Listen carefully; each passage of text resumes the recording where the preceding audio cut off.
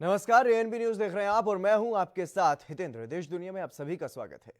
जलवायु परिवर्तन का प्रभाव पूरी दुनिया पर देखा जा सकता है। अंटार्कटिका भी इससे अछूता नहीं रहा है। वहां बर्फ से सफेद पहाड़ों ने अपना रंग बदलना अब शुरू कर दिया है। अंटार्कटिका में अब हरे रंग के बर्फ के पहाड़ दिखाई दे रहे हैं। इन बर्फीले पहाड़ों ने तेजी से अपने रंग में बदलाव किया है। अंटार्कटिका के सफेद बर्फ से लदे पहाड़ों को देखकर किसी का भी मन मंत्रमुग्ध हो जाएगा। लेकिन अब इन पहाड़ों की ओर से खुद को हरे रंग में तब्दील करने की प्रक्रिया हैरान कर देने वाली है। दुनिया भर के वैज्ञानिक इस असामान्य गतिविधि से चिंतित हैं।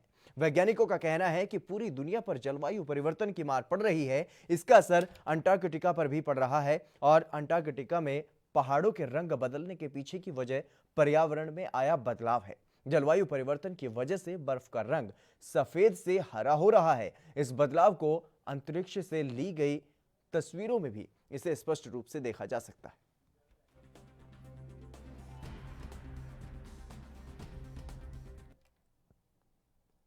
भारत में मुसलमानों के साथ होने वाले कथित उत्पीड़न के खिलाफ आवाज उठाने वाली संयुक्त अरब अमीरात की राजकुमारी हिंद अल कासिमी मुस्लिम कट्टरपंथियों के निशाने पर आ गई हैं। दरअसल उन्होंने चेन्नई के गोल्डन टेम्पल के दर्शन और पूजा करने का एक पुराना वीडियो सोशल मीडिया पर साझा किया है और इसके बाद मुस्लिम कट्टरपंथियों ने उन्हें काफिर कहकर ट्रोल करना शुरू कर दिया है। हालांकि राजकुमारी ने उन्हें करारा जवाब देकर उनकी बोलती बंद कर दी है। राजकुमारी ने बताया कि मैंने मुस्लिम होने के बावजूद पूजा की और मुझे वहां एक अद्भुत ऊर्जा का एहसास हुआ है। लोगों को अविश्वसनीय भारत देखना चाहिए। Good evening and namaste and salam alaikum. I am here today at the Golden Temple. I came to Pakistan का एक यात्री विमान कराची के रिहायशी इलाके में क्रैश हो गया और ये लाहौर से कराची आ रहा था। एयरपोर्ट से 1 किलोमीटर की दूरी पर और लैंडिंग से करीब 1 मिनट पहले प्लेन का इंजन फेल हो गया और उसमें आग लग गई और वो जिन्ना इंटरनेशनल एयरपोर्ट पहुंचने से पहले ही क्रैश हो गया। प्लेन में 91 यात्री और 7 क्रू मेंबर सवार थे। इनमें 51 पुरुष, 31 महिलाएं और 9 बच्चे शामिल थे। पाकिस्तानी मीडिया के मुताबिक अब तक 13 शव को निकाला गया है और इसमें एक 5 साल का बच्चा और एक सीनियर जर्नलिस्ट अंसारी नकवी भी शामिल है। बैंक ऑफ पंजाब के प्रेसिडेंट जफर मसूद भी विमान में सवार थे। हालांकि वो सुरक्षित हैं और पाकिस्तान के प्रधानमंत्री इमरान खान ने हादसे पर दुख जताया है और कहा है कि अभी हमारी प्राथमिकता राहत और बचाव कार्य है।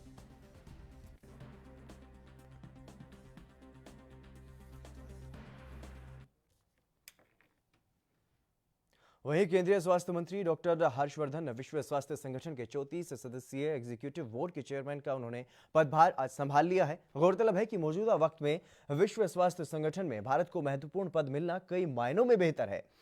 कोरोना काल में भारत ने न सिर्फ अपने देश में काफी हद तक कोरोना को रोकने का प्रयास किया है बल्कि पूरे विश्व को मदद भी की है।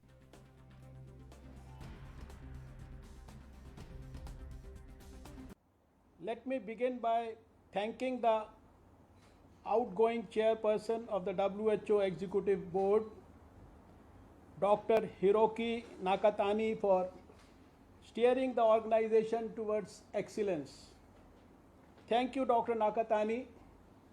I wish you all the best in all your future endeavors. Distinguished members of WHO Executive Board, Director General of WHO, Excellencies, representatives of member nations, all regional directors, heads and representatives of UN agencies and partner organizations, and staff of WHO. This moment fills my heart with joy, one in which I yearn to rise in response to the warm and cordial honor which you all have bestowed upon me.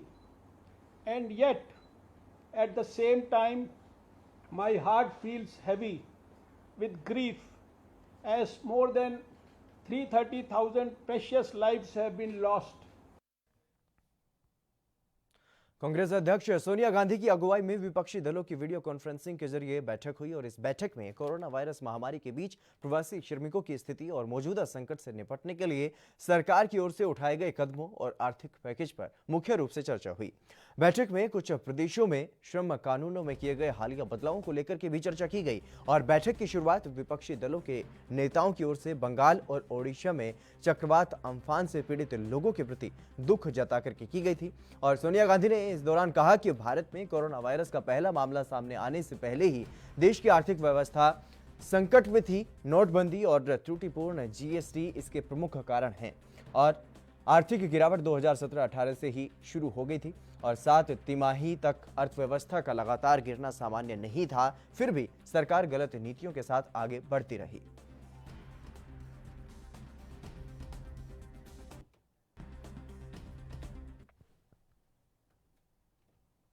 Himachal के शिमला में मुख्यमंत्री जयराम ठाकुर ने video conferencing के जरिए एक बैठक की और इस दौरान उन्होंने प्रदेश के सभी उपायुक्तों, पुलिस अधीक्षकों और मुख्य चिकित्सा अधिकारियों के साथ ये बैठक की है और सीएम ने कहा है कि क्वारंटीन केंद्रों में और ज्यादा सुविधाएं दी जाए जिससे लोगों को किसी भी असुविधा का सामना ना करना पड़े। प्यारे हिमाचल वासियों, नमस्कार। हिमाचल प्रदेश में पिछले दिन कोरोना वायरस के मामलों की संख्या बहुत बढ़ी है, लेकिन मैं ये जरूर कहना चाहता हूँ, हिमाचल के साथ साथ में पूरे देश भर में पिछले कल कोरोना वायरस के मामलों में रिकॉर्ड बढ़ोतरी हुई है। स्वाभाविक रूप से जब मामले बढ़ते हैं तो हम सब लोगों की चिंता बढ़ती है। हमने इस सारे विषय को लेकर के सभी अधिकारियों के साथ बातचीत की है। आज सुबह हमारी बैठक हुई है। अगर हिमाचल प्रदेश में मामलों में और बढ़ोतरी होती है तो उससे निपटने के लिए भी हमारी तैयारियां पूरी तरह से हैं। इसमें आपको बहुत चिंता करने की आवश्यकता नहीं है। मैं इतना ज़रूर कहना चाहता हूं कि जो अभी हाल ही में जो लोग आ रहे हैं वैसे क्षेत्र से आ रहे हैं, ऐसे इलाके से, ऐसे प्रदेशों से आ रहे हैं जहां कोरोना वायरस के मामले बहुत तेज़ी से बढ़े हैं और स्वाभाविक रूप से संक्रमित होकर के उनमें से कुछ हिमाचल प्रदेश में भी वो लोग पहुंचे हैं। हमने आज सभी डिप्टी कमिश्नर्स और सभी एसपी के साथ वीडियो कॉन्फ्रेंस के साथ विस्तार से चर्चा की है, बातचीत की है तैयारियों के सिलसिले में। और उसके साथ साथ में हमने ये भी आदेश दिए हैं कि जितने भी लोग हिमाचल प्रदेश में दूसरे प्रदेशों से आ रहे हैं उनको जब स्टेशन पर रिसीव किया जाता है तो पूरी सावधानियों के साथ वो काम किया जाए। हम चाहते हैं कि कोई भी हमारा कोरोना वॉरियर, चाहे वो डॉक्टर है, चाहे पैरामेडिकल स्टाफ है, चाहे हमारा सफाई कर्मचारी है, चाहे हमारा पुलिस कर्मचारी है, कोई भी उस संक्रमण का शिकार नहीं होना चाहिए। ऐसी परिस्थिति में जो भी व्यवस्था करने की आवश्यकता है उस व्यवस्था को करने के लिए सभी अधिकारियों को आदेश दिए हैं। देश में कोरोना के फैलते संक्रमण के बीच जहां सरकार सड़कों पर न थूकने की अपील कर रही है, वहीं उत्तर प्रदेश के बलिया के बैरिया से बीजेपी विधायक सुरेंद्र सिंह ने कांग्रेस से देश को बचाने के लिए वोट की डिस्टेंसिंग और कांग्रेस के नाम पर थूकने की अपील की है। वहीं राम जन्मभूमि परिसर में मिली मूर्तियों पर उन्होंने कहा कि जो अयोध्या में हुआ वही काशी और मथुरा में भी होगा। कांग्रेस से बचने के लिए वोट की डिस्टेंसिंग रखे जनता। राजनीति में उन समूह से वोट की डिस्टेंसिंग रखे, उसके नाम पर थूके लोग, तभी जो है देश बचेगा। कांग्रेस मतलब का बुद्धि लेस जहां है वहां कांग्रेस है। आप क्या उनको किस तरीके से कोरोना की तरह देखते हैं क्या? देखिए वो कोरोना भी नहीं है, वो सब एक तरह से वो क्या कहते हैं, आप नहीं देखते हैं कभी कोई बीमारी वो आ जाती है, दाद खाज हैं सब, वो जो बरसाती वो सब है। वो कोरोना मैं नहीं कह सकता, लेकिन राजनीतिक दाद खाज हो गए हैं कांग्रेस वाले। कांग्रेस के लोग जो है राजनीतिक रूप से एक तरह से देखिए तो समाज के लिए बीमारी हो गए हैं, हल्की फुल्की। इसमें कोई बुरा नहीं, बहुत बड़ी बीमारी तो मैं नहीं कहूँगा, लेकिन हल्की फुल्की बीमारी हो गए हैं। राहुल जी को जो है एक तरह से मैं कहूँ तो उनको सच पूछे तो बीमारी उनका जो है उस बीमारी का इलाज इटली में ही है। हर हफ्ता इटली जो जाते हैं वो अपने बीमारी के इलाज के लिए जाते हैं। नहीं, क्या है मतलब डायरिया है, मलेरिया है, हैं? क्या उनको किस तरीके से? राजनीति की डायरिया नहीं है उनको जो है इटली की बीमारी हो गई है। इटली जाने हैं किस तरीके की? अब वो क्या कहूँ, अब भविष्य बताएगा, इतना मैं नहीं कहूँगा, लेकिन जो है ज़रूर भविष्य बताएगा कि इटली साथ एक सप्ताह बाद क्यों इटली जाते हैं वो। भाजपा नेता तरुण चुघ ने पंजाब के सीएम कैप्टन अमरिंदर सिंह और कांग्रेस के पंजाब के प्रधान सुनील जाखड़ पर निशाना साधा है। मजदूरों पर हो रही सियासत को लेकर कांग्रेस सरकार पर उन्होंने तंज कसा है। क्या कुछ कहा है उन्होंने, आपको सुनवाते हैं। श्रीमती सोनिया गांधी ने आज तो कुछ दिन पहले एक घोषणा की सी कि देश भर के ਜਿਹੜੇ मजदूर अपने घर वापस जाना चाहते हैं उन्होंने वापसी का किराया कांग्रेस पार्टी के जिला इकाइयां और प्रदेश इकाइयां देंगे। मेरा कांग्रेस के प्रधान जाखड़ साहब अगे निवेदन है कि वो पंजाब की जनता को दसन कि किन्ने पंजाब के जिले ने जिन्होंने मजदूरों के जान के उत्ते कांग्रेस पार्टी दियां प्रदेश और जिला इकाइयां ने पैसा खर्चा। और मैं बेनती करांगा कैप्टन साहब, श्रीमती प्रियंका गांधी जी ने एक पत्र लिखा है योगी आदित्यनाथ जी ने कि यूपी के अंदर, क्योंकि लॉकडाउन सारे देश से, यूपी के अंदर भी दुकाना और इंडस्ट्री बंद रही है, उन्होंने को बिजली का किराया ना लिता जाए। जाखड़ साहब वो पत्र पंजाब च कदों लागू कर रहे हो? मैं मंग कर रहा कि प्रियंका गांधी ने जी मंग यूपी च की है उस मंग नूं पंजाब के अंदर कैप्टन अमरिंदर सिंह की सरकार मन्ने और पंजाब की व्यापार और इंडस्ट्री की किन बिजली की टोटल उस टाइम की छूट दी जाए जो पंजाब के अंदर लॉकडाउन सी। आम आदमी पार्टी के नेता अमन अरोड़ा ने पंजाब सरकार से राज्य में शराब माफिया को खत्म करने की अपील की है और साथ ही कांग्रेस, भाजपा और अकाली दल पर निशाना भी साधा है। सभी विरोधी दलों पर जिम्मेदारी से भागने का आरोप उन्होंने लगाया है।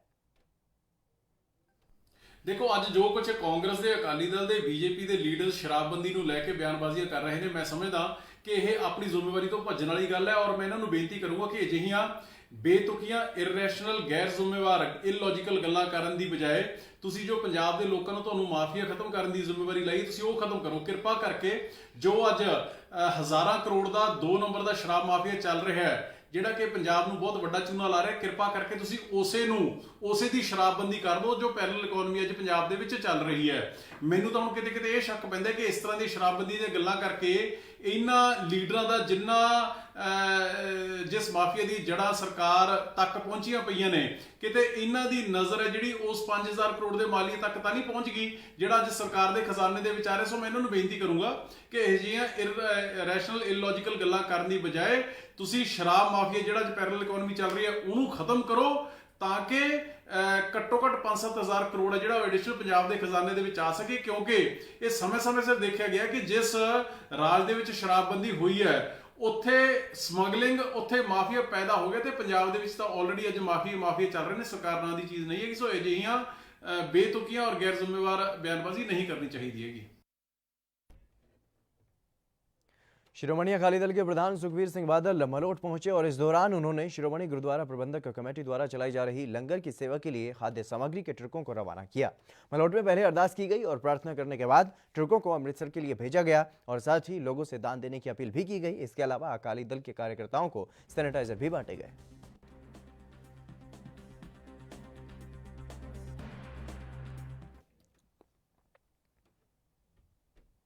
देश भर में लॉकडाउन के चलते सभी शिक्षण संस्थान बंद हैं।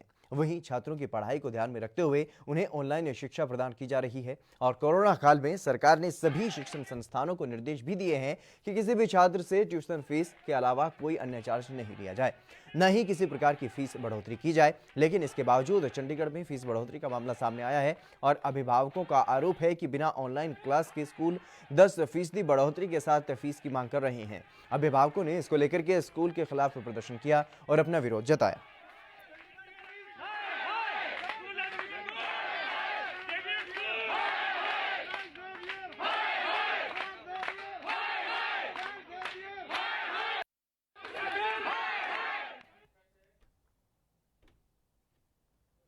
दिल्ली के शाहीन बाग में नागरिकता संशोधन कानून यानी कि CAA के खिलाफ प्रदर्शन का केंद्र बन गया था, जिसके चलते उस पूरे इलाके की दुकानें बंद थी। CAA के खिलाफ प्रदर्शन जारी ही था कि कोरोना महामारी ने दस्तक दे दी और देश भर में लॉकडाउन लगा दिया गया। इस वजह से प्रदर्शनकारियों को धरना स्थल से हटा दिया गया था और अब देश में लॉकडाउन का चौथा चरण है। इसमें रुकी हुई अर्थव्यवस्था को पटरी पर लाने के लिए कुछ ढील दी गई है। इसका असर शाहीन बाग में भी देखने को मिल रहा है। शाहीन बाग में पहले करीब 5 महीनों से बंद पड़ी दुकानें अब खुल चुकी हैं। लॉकडाउन 4 के दौरान नियम और शर्तों के साथ दुकानें खोलने की इजाजत दी गई है। दुकानदारों को जारी गाइडलाइन का पालन करना होगा। वहीं कोरोना के बढ़ते मामलों को देखते हुए अभी बाजार में रौनक देखने को नहीं मिली और बाजार में इक्का दुक्का लोग ही देखे गए। बताया जा रहा है कि कोरोना वायरस संक्रमण के खौफ के चलते लोग घरों में कैद हैं और लोग ईद होने के बावजूद खरीदारी के लिए घर से बाहर नहीं निकल रहे हैं। बेहद जरूरी और दिनचर्या के लिए जरूरी चीजों की खरीदारी के लिए ही लोग घरों से बाहर निकल रहे हैं।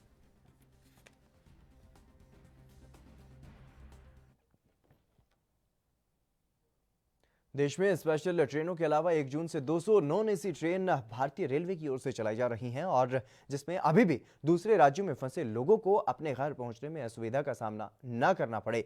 इन ट्रेनों में बुकिंग के लिए सभी स्टेशन पर टिकट काउंटर भी ओपन कर दिए गए हैं। लेकिन उत्तर प्रदेश की राजधानी लखनऊ के चारबाग रेलवे स्टेशन का नजारा बिल्कुल इसके अलग था और दरअसल यहाँ पर रोजाना ही श्रमिक स्पेशल ट्रेनों के माध्यम से हजारों की संख्या में श्रमिक आ रहे हैं, जिन्हें उत्तर प्रदेश परिवहन की बसों के माध्यम से उनके गृह जनपद भिजवाया जाता है। लेकिन प्रशासन की अव्यवस्था के चलते यहां आने वाले ज्यादातर श्रमिक परेशान नजर आते हैं। वो ट्रेन से तो उतर जाते हैं लेकिन उन्हें स्टेशन से बाहर अपने घर जाने के लिए घंटों बस का इंतजार करना पड़ता है। श्रमिकों की भारी भीड़ के चलते ही केवल एक टिकट काउंटर को छोड़कर चारबाग रेलवे स्टेशन के सभी टिकट काउंटर क्लोज किए गए हैं।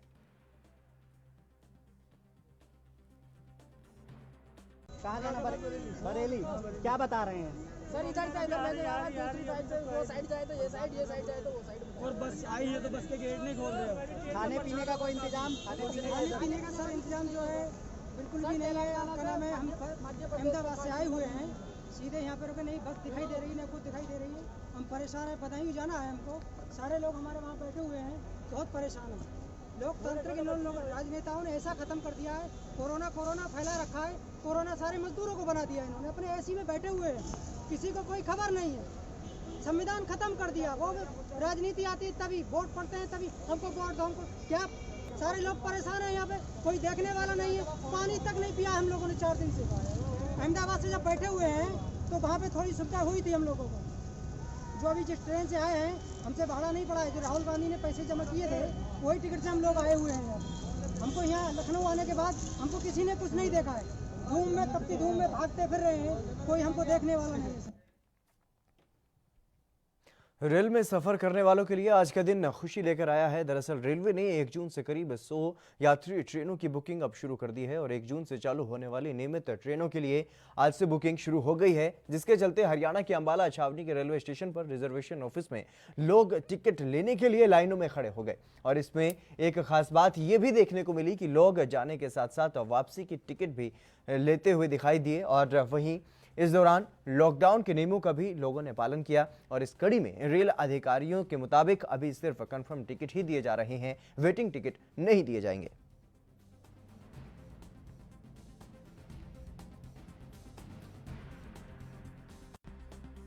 ये मैं बॉम्बे जाना है और ये मेरी पहली टिकट है। जो टिकट सेंटर से टिकट निकाले, मेरा पहला टिकट है। हाँ बिल्कुल। अपने 3 तारीख को, 3 जून को टिकट कंफर्म है। कौन सी गाड़ी में? ये पश्चिम एक्सप्रेस। पहली टिकट रिजर्वेशन में क्या था? बहुत खुश है हम। फर्स्ट में जब काउंटर खुला तो फर्स्ट में हमारा टिकट बना, तो इसलिए बहुत खुशी हुई। कितने लोग गए?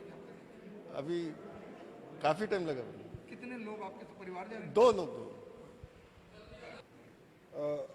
जैसे कि एडवाइजरी मिली है, रिजर्वेशन जो मैनुअल रिजर्वेशन पीआरएस के थ्रू चालू कर दी गई है और जिन गाड़ियों की नॉमिनेशन पीआरएस में सीआरएस में फीड की है, जो नॉमिनेटेड गाड़ियां आई हैं उन्हीं में ही रिजर्वेशन मिल रही है और सिर्फ कंफर्म टिकट दिया जा रहा है। कंडीशन यही है कि कोशिश करेंगे हम लोग कैशलेस ट्रांजैक्शंस करें।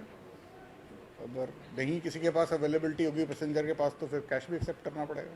कब से ट्रेन 1 जून से जो शुरू हो रही ट्रेन है उनकी रिजर्वेशन ट्रेन चलेगी या कुछ नहीं? जो निर्धारित ट्रेन हैं वही जो ऐड हुई हैं, अलाउ हुई हैं, वही 100 ट्रेन चलेंगी। लगभग कितनी ट्रेन? लगभग 100 गाड़ी। क्रिस में ही सॉफ्टवेयर डेवलप किया जाता है और उसी में जो टिकट नंबर्स और जो सीट नंबर्स अलॉट होंगे वो according to the software development ही होंगे, सोशल डिस्टेंसिंग को ध्यान रखते हुए। गाड़ी में सैनिटाइज वगैरह और इन चीज़ों का वो स्टैंडर्ड प्रोसीजर जो एसओपी है वो लागू रहेगा और उसको अकॉर्डिंगली वैसे ही रेलवे करेगी, मेंटेन करेगी। जनरल होगी तो अभी कोई मतलब अभी जनरल नहीं है, अभी सभी सीटें रिजर्व होंगी। सर ये आज कितनी जानी है? नहीं, वेटिंग अभी अलाउड नहीं होगी। महाराष्ट्र सरकार ने प्रवासी मजदूरों के लिए विशेष ट्रेन के अलावा मुंबई से 200 एक्सप्रेस ट्रेनों को चलाने के लिए निर्देश दिए हैं। ऐसे में मुंबई रेलवे टिकट काउंटर को खोलने का आदेश दिया गया है। वहीं मुंबई बोरीवली रेलवे स्टेशन पर टिकट काउंटर को सोमवार से खोला जाएगा, जिसको देखते हुए सोशल डिस्टेंसिंग रिंग बनाकर के तैयारी की जा रही है। और इसी को लेकर के एएनबी न्यूज के संवाददाता सत्यप्रकाश सोनी रेलवे स्टेशन पर पहुंचे और व्यवस्था का उन्होंने जायजा लिया। मुंबई लॉकडाउन 4 का 5वां दिन है। लगातार महाराष्ट्र सरकार प्रवासी मजदूरों को देखते हुए तमाम सुविधाएं मुहैया करवा रही है। ऐसे में 1 जून से जो है मुंबई का रिजर्वेशन जो काउंटर है उसको खोल दिया जाएगा। इस समय मुंबई के बोरीवली स्टेशन के पास मौजूद है। आप देख सकते हैं कि ये टिकट काउंटर है। यहाँ पर 1 जून से जो है 200 ट्रेनें जो चलाने की व्यवस्था की घोषणा की गई थी, उसको देखते हुए यहाँ पर जो है सोशल डिस्टेंसिंग का जो सिस्टम है उसको बनाया जा रहा है। आप देख सकते हैं कि तमाम वो रेलवे के कर्मचारी हैं जो सोशल डिस्टेंसिंग को ध्यान में रखते हुए रिंग बना रहे हैं। जब कोई टिकट लेने आएगा तो यहीं इसी रिंग में खड़ा होगा। जिस तरह से दूरियां बताई जा रही है, लगभग 6 फीट से ज़्यादा की दूरियां बनाई गई है। ऐसे में ये ध्यान रखा जा रहा है कि लोग जब टिकट लेने के लिए आए तो किसी तरह की अव्यवस्था ना हो, उसके लिए भी ध्यान रखा जा रहा है। ये तमाम कर्मचारी हैं जो लगातार आज सुबह से ही अपने कामों में लग गए हैं। हालांकि रिजर्वेशन काउंटर खोलने की जो बात की गई थी वो अभी नहीं खोला गया है, क्योंकि इनको अभी जो है पूर्वानुमान और इनको जो अभी तक जो है इस तरह का कोई आदेश नहीं मिला है कि रिजर्वेशन काउंटर खोल दिया जाएगा। लेकिन ये भी बताया जा रहा है कि सोमवार के दिन मतलब 25 मई से जो है रिजर्वेशन काउंटर बोरीवली का भी खोल दिया जाएगा। ऐसे में तमाम लोग जो हैं अब सचेत रहे, जागरूक रहे, क्योंकि मुंबई पुलिस चाहती है या रेलवे चाहती है कि लगातार जो सिस्टम है वो पालन किया जाए और कोरोना से संक्रमित लोग बचे रहे। किस तरह की तैयारियां चल रही हैं? ये सोशल डिस्टेंसिंग एक नाप करके 1 मीटर बाई 60 सेंटी का बनाया जा रहा है, जिसमें कि आदमी उसमें गैप दे के खड़े हो जावे और एक दूसरे से नज़दीक में नहीं जावे और वापस आने जाने के लिए जगह भी छूटी रहे, किसी प्रकार की दिक्कत नहीं हो। और कब चालू होएगा ये हम लोग को नहीं पता है, लेकिन हम लोग अपने हिसाब से अपना प्रोसीजर करके रख दे रहे हैं। वो हमारे सीनियर लोग को पता है कब चालू किया जाएगा, कब क्या होएगा उनको पता है, हमें नहीं। जाहिर सी बात है ट्रेनों का जो आवाजाही है वो कब से शुरू किया जाएगा इसकी जानकारी अभी इनको नहीं है, लेकिन उन्होंने कहा इनको आदेश दिए किया गया कि सोशल डिस्टेंसिंग के लिए जो कायदे कानून बनाए गए हैं उनको पालन करने के तहत ये सब सारी चीज़ें जो है की जा रही है। अब देख रहे हैं कि लगातार पूरे हॉल में जो है रिंग बनाया जा रहा है, जिससे लोग आए और अपनी अपनी व्यवस्था के साथ अपनी अपनी जगह पे खड़े रहे। Camera person Satyaprakash Soni, NB news, Mumbai. देश भर में कोरोना वायरस से संक्रमित लोगों की संख्या 1,19,000 के पार पहुंच चुकी है और पिछले 24 घंटों के दौरान देश में कोरोना वायरस के 6,000 से भी ज्यादा नए मामले सामने आए हैं और 148 से ज्यादा लोगों की मौत हो चुकी है। और महाराष्ट्र की बात अगर की जाए तो यहां पर संक्रमितों की संख्या बढ़कर के 41,000 के पार हो गई है। इनमें से मुंबई शहर में अकेले 25,000 से ज्यादा संक्रमित हैं और वहीं मुंबई के विले पार्ले पुलिस स्टेशन से हेड कांस्टेबल की कोरोना वायरस से मौत हो गई है। बता दें कि महाराष्ट्र पुलिस में अब तक कोरोना वायरस से कुल 1,666 मामले हैं, जिनमें 1,177 सक्रिय मामले और 473 लोग ठीक हो चुके हैं।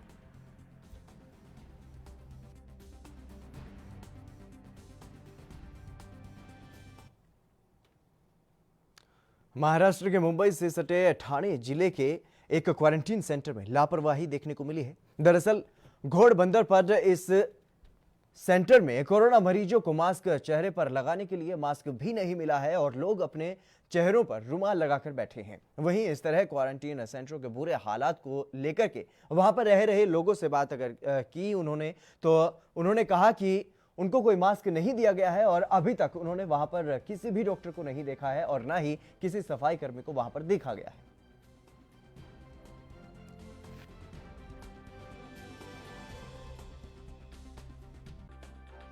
मास्क इसलिए डाला है कि ये लोग मास्क नहीं दे रहे हम लोग को। अच्छा, तो और मास्क मांगा इन लोगों से, ये लोग बोल रहे कि मास्क नहीं मिलेगा। अच्छा, तो आपको कितने दिन हो गए सर यहाँ पर आके? चौथा दिन चालू है मेरा। अच्छा, ट्रीटमेंट वगैरह प्रॉपर हो रहा है ना आपका? ट्रीटमेंट क्या क्या करें, कुछ नहीं है। क्यों? कुछ नहीं ट्रीटमेंट हो रहा है, खाली इधर आके डाला है हम लोग को 4 दिन। अच्छा, डॉक्टर वगैरह कोई नहीं आता है? कोई नहीं आता। तो आप यहाँ से निगेटिव होके कैसे जाओगे पॉजिटिव केस को? तो अभी कैसे पता चलेगा क्या होना? अभी हम लोग टेस्टिंग भी नहीं, कुछ नहीं है, टैबलेट भी नहीं दे रहे, कुछ नहीं दे रहे। हिमाचल के हमीरपुर में कोरोना पॉजिटिव के एक दिन में 31 मामले सामने आए हैं, जिससे जिले में अलर्ट जारी हो गया है। और इससे पहले हमीरपुर में 15 मामले कोरोना पॉजिटिव पाए गए थे। मुंबई से हमीरपुर लौटे लोगों में ही कोरोना की पुष्टि हुई है, जबकि 31 मामलों में से एक ही व्यक्ति को होम क्वारंटीन किया गया है, जिस कारण डुग्घा पंचायत को सील किया गया है। और हमीरपुर में कोरोना पॉजिटिव मामलों की कुल संख्या 46 हो गई है और 41 एक्टिव केस यहां पर हैं। इसके साथ ही 4 मामलों में लोग रिकवर भी हो चुके हैं और एक व्यक्ति की कोरोना से मौत हो चुकी है।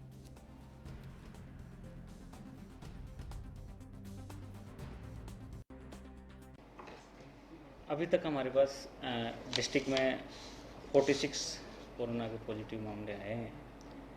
इसमें से कल 31 मामले आए थे। उन 31 में से 29 वो मामले हैं जो हमारे पास मुंबई से और पुणे से जो लोग आए थे। 167 मुंबई से ट्रेन से आए थे, 68 पुणे से आए थे। तो टोटल ये जो लोग थे 235 थे। ये डिफरेंट जगह पे इंस्टीट्यूशन क्वारंटाइन फैसिलिटीज़ में रखे हुए हैं। और इनमें से हमने जो 235 प्लस अदर जो रेड जोन से डिफरेंट प्लेसेस पे आए थे, 419 सैंपल हमने 18 तारीख को कलेक्ट किए थे और 19 की मॉर्निंग को भेजे थे। तो इनकी रिपोर्ट कल आई थी, उसमें से 31 पॉजिटिव आए हैं और इसमें से 29 तो उन्हीं से हैं जो ट्रेन से जो मुंबई से और पुणे से रिटर्न किए हैं। तो इनको हमने डिफरेंट जो हमारे प्राइमरी आइसोलेशन फैसिलिटी है और सेकेंडरी आइसोलेशन फैसिलिटी है वहाँ हेल्थ कंडीशन के अकॉर्डिंग वैसे हमने भेजा है। सिम्टम्स किसी को नहीं है। जो 3 केसेस हमने बोटा भेजे हैं, कुछ ओल्ड एज की वजह से जो 75 ईयर ओल्ड है, एक व्यक्ति है 53 ओल्ड, उनको थोड़ा डायबिटीज़ का इश्यू है, उनकी मदर भी ओल्ड है। तो इस तरह से 3 केस हमने भेजे, दूसरों को हम प्राइमरी आइसोलेशन सेंटर में भेजे। चलिए, देश दुनिया में फिलहाल बस इतना ही। आप बने रहिए ANB न्यूज़ के साथ।